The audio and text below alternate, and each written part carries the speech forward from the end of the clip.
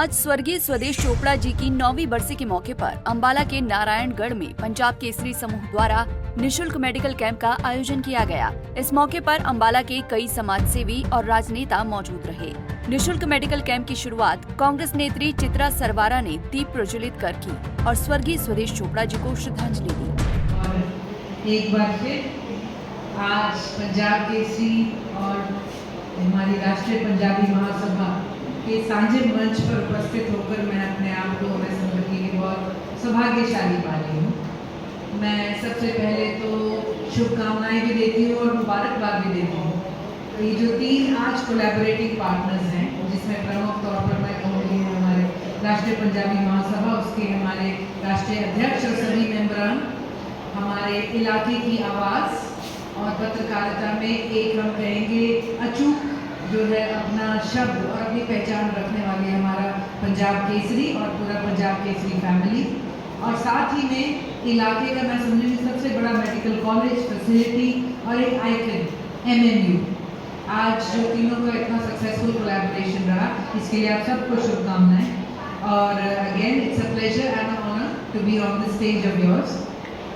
कल भी एक ऐसा इवेंट रहा था और फ्रैंकली अगर बात करें तो माता तुल्य हमारी जो है स्वदेश चोपड़ा जी, उनकी याद में ये 9वीं पुण्यतिथि पर पंजाब केसरी जो है, अंग्रेजी में कहावत है कि action speak louder than words.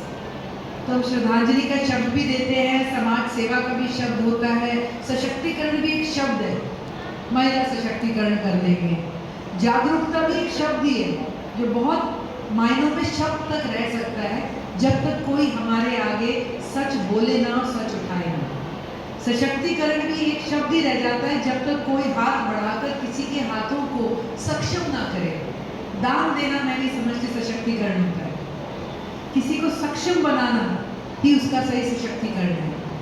और एक सोच रही है, और चाहे राजनीति हो चाहे कोई भी पटल हो, सबसे बड़ी सोच जो अधिकार को, क्षमता को, मौके को और सहूलियत को सबसे आखिरी व्यक्ति तक ले जाने की कोशिश करे, वही सच्चा नेता भी है और वही सच्चा समाज सेवी भी है। यही बात गांधी जी भी कहा करते थे कि जो आप कर रहे हो, क्या ये आखिरी पंक्ति में बैठे हुए, और उनका मतलब समाज की, जाति की आखिरी पंक्ति, इलाके की आखिरी पंक्ति तक पहुंच रहा है कि नहीं पहुंच रहा है। तो आज मैं देख रही हूँ कि सालों सालों से पंजाब केसरी की लेगेसी, चाहे उसमें जागरूकता थी, सच की आवाज़ उठाना था, और आज ये समाज सेवा है। एक सच्ची श्रद्धांजलि भी स्वदेश चोपड़ा जी के नाम पर जो आज ये काम हो रहा है, ये सही श्रद्धांजलि है, बातों बातों की नहीं है।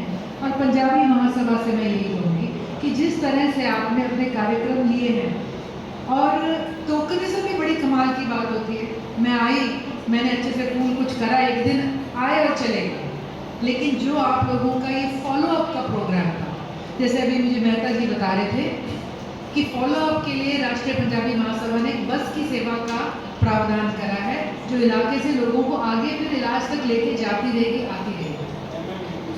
MMU के साथ एक कोलैबोरेशन जो आपका है, तो आई थिंक दिस इज, अगर बड़े बड़े कंसल्टेंट्स की लैंग्वेज में बात, ये सिस्टम्स थिंकिंग है।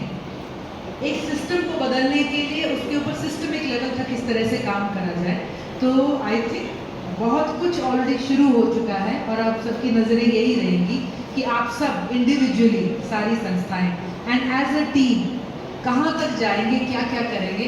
और मैं यही कहूँगी कि हमारे लिए एक सौभाग्य रहेगा कि ना केवल एक मंच पर आपके साथ शिरकत करने का, बल्कि किसी भी तरह का योगदान देने का आगे अगर हमें मौका मिलेगा, तो ये हमारे लिए बड़े सौभाग्य की बात है।